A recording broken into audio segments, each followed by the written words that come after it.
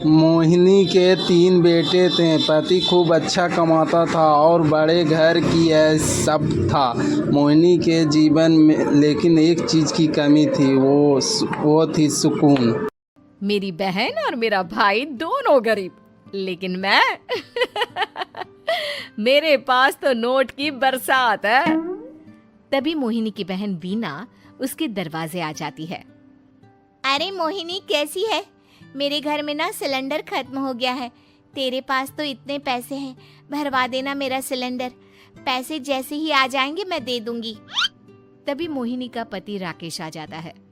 क्या है वीना, ये अपने घर की परेशानी हम लोगों के घर ना गाया करो। तुम्हारी बहन को तुम लोगों पर तरस आ जाता है और वो पैसे देने लग जाती है। मुझे ये बिल्कुल पसंद नहीं है। ओ जीजा जी, नहीं, मैं तो वो बस अच्छा, मैं चलती हूँ। वीना वहां से चली जाती है। उसके जाने के बाद अच्छा किया जो आपने सुना दिया। अरे न जाने क्या सोचकर मेरे घर आ जाती है कि जैसे यहाँ तो भंडारा भरा है। अरे कितना तो दे दिया। अच्छा जी, जरा 1000 तो देना। वो बिन्नी दीदी है ना, उनके घर जा रही हूँ। उनका पोता हुआ है तो मुंह दिखाई दे दूंगी। हाँ, उन लोगों के आगे तो शो ऑफ किया करो। वो खुद को बड़ा अमीर शो करते हैं ना, दिखा दे कि तू भी किसी से कम नहीं है। हाँ जी, इसी के लिए तो जा रही हूँ। मोहिनी तैयार होकर अपनी बुआ की बेटी के घर जाती है, जहाँ उसके पोते का कार्यक्रम चल रहा होता है। वहाँ वीना भी आई होती है। अरे वीना, क्या जरूरत थी यहाँ आने की? तेरे घर पर गैस नहीं है तो वो भरा लेती। क्या करूं मोहिनी, बुआ को बुरा लग जाता नहीं जाती तो। वैसे मेरे पास एक जोड़ा बच्चे का कपड़ा रखा था, वही अपनी चांदी के पायल के साथ देने जा रही हूँ। घर पर गैस थी नहीं, सोचा परिवार यहीं खाना खा लेगा, बाकी सुबह का सुबह देखा जाएगा। मोहिनी को बहन पर दया आ जाती है। वो पर्स से 1000 रुपए निकाल कर दे देती है। ले वीना, लेकिन पैसे वापस कर देना, तेरे जीजाजी हिसाब लेते हैं। मोहिनी भी क्या करती, गरीबी में बहन का सहारा ही उसके जीवन जीने का आधार था। फिर एक रोज, सुनिए, भाई के घर बेटी हुई है, मुझे माँ के पास जाना होगा। अरे उस घर में ना कूलर है ना एसी, कैसे रहोगी तुम? हाँ, वही सोच रही हूँ कि अकेली जाऊं, बच्चों को साथ ना ले जाऊं। चले जाओ, लेकिन ये जो तुम अपने गरीब परिवार से मिलने चली जाती हो ना, मुझे बिल्कुल अच्छा नहीं लगता। पता नहीं मैं भी कैसे मैनेज करती हूँ, लेकिन क्या करूँ। मोहिनी भाई भाभी के घर आती है।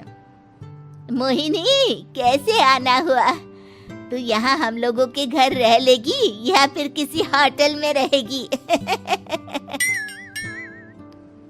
क्या हो गया है माँ? मोहिनी को क्यों ऐसे बोल रहे हैं आप? अरे तू नहीं जानती अपनी ननद को, पैसे वाली है ना, तो ऐड कुछ ज्यादा ही है।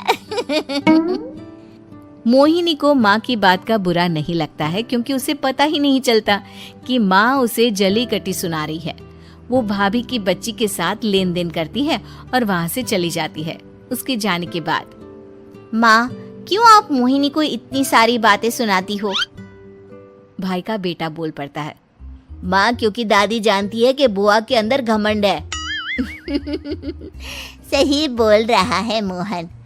बहू भले तुझे ना दिखता हो, लेकिन मुझे और मोहन को दिखता है कि वो कितनी घमंडी है। मोहिनी मायके आती है, जहाँ गरीबी के कारण चीजें कम होती हैं। इस मोहन के बच्चे को काम पर लगा दो ना, किसी दुकान या किसी होटल में। बर्तन धो लिया करेगा, कम से कम 4 पैसे और आएंगे घर में। देख मोहिनी, माना तेरे पास पैसा है, लेकिन तेरे भाई के दिन इतने भी बुरे नहीं चल रहे कि वो अपने बच्चे की पढ़ाई रुकवाकर उससे बर्तन धुलवाए। मोहन माँ की ओर देखता है, जैसे आंखों से बोल रहा हो, देख लिया बुआ का हाल। हाँ मोहिनी, बात तो सही है, लेकिन अभी मोहन को पढ़ना है। आखिर तुम भी तो अपने दोनों बेटों को पढ़ा रही हो ना। मेरे बेटों से कैसे कंपेयर कर सकती हैं आप? अरे वो तो कलेक्टर बनेंगे। हाँ, कल को वो मोहन को नौकरी में रख लेंगे, क्यों? मोहिनी कुछ दिन और रहकर चली जाती है। धीरे धीरे दिन बीतता है मोहन बड़ा होता है और कड़ी मेहनत से सफल भी हो जाता है। मोहिनी, माँ के जाने के बाद तो तुमने भाई भाभी के घर जाना छोड़ ही दिया, क्यों? वो क्या है ना, उन लोगों का घर छोटा है, मेरे बच्चे जाना ही नहीं चाहते। पर तुझे क्यों अचानक मायके की बात याद आ गई? यार, मेरा तो मायका है, भाई भाभी है, मेरा तो आना जाना लगा ही रहता है। हाँ, क्योंकि तुझे आदत है ना ऐसे छोटे से घर में और कम पैसे में रहने की। वैसे क्या खबर है आजकल मायके की अपने? अब वो घर छोटा और कम पैसे का नहीं रहा, क्योंकि मोहन तो बहुत बड़ा आदमी बन गया है। फिर क्या? मोहिनी भाभी को फोन करती है। मोहन किसी बड़ी कंपनी का मैनेजर हो गया है क्या भाभी? क्या ये सच है? हाँ मोहिनी दीदी, अब तो हम लोगों के गरीबी के दिन कट गए। आपके भाई ने कोई अच्छे कर्म किए होंगे जो हम लोगों का बेटा इतना अच्छा कमा रहा है। देख लो भाभी, पहले भी आपने कई गलतियां की थी, आप थोड़ा संभल कर चलना। भाभी को मोहिनी की बात समझ में नहीं आती कि वो क्या कहना चाहती है। फिर एक दिन वीना मोहिनी से कहती है, मोहिनी, हमारा भतीजा मोहन अच्छा कमा रहा है, क्यों ना मैं अपने बेटे की नौकरी के लिए उससे बात करूं? अरे बुआ का बेटा है, ये सोचकर मदद तो करेगा ना? हाँ हाँ, क्यों नहीं करेगा, उसके बुरे दिन में तो हम भी खड़े थे। मोहन को वीना फोन करती है और अपने बेटे की मदद करने की बात करती है। हाँ हाँ बुआ, क्यों नहीं, आप सिद्धार्थ को भेज दें, मैं अपनी ही कंपनी में उसकी नौकरी करवा देता हूँ। दिन बीतते हैं, अब वीना के हालात भी अच्छे हो जाते हैं। क्या बात है वीना, तूने भी कार ले ली, वो भी इतनी अच्छी? हाँ मोहिनी, अपने भतीजे के कारण तो हम लोगों के दिन अच्छे हो गए। उसने सिद्धार्थ की नौकरी लगवा दी है, वो भी शानदार। ठीक है, लेकिन पैसे ख्याल से खर्च करना। वो क्या है ना, पैसे आने आसान है लेकिन संभालने मुश्किल। मोहिनी घर पर अपने पति से बात करती है। देखो ना, सबके पास पैसे हैं, एक वक्त था जब मैं ही अमीर हुआ करती थी। लगता है कि ज्यादा दिन नहीं रह पाओगी, मेरी नौकरी को कुछ साल ही बचे हैं और तुम्हारे दोनों लड़के निकम्मे हैं, उन लोगों को बोलो ना कि नौकरी करे। तभी वहां मोहिनी के बेटे भी आ जाते हैं। अरे हमें क्या मोहन समझा है जो दिन रात गधे की तरह काम करते रहे? खैर, दिन फिरते हैं और मोहिनी के पति की नौकरी भी खत्म हो जाती है।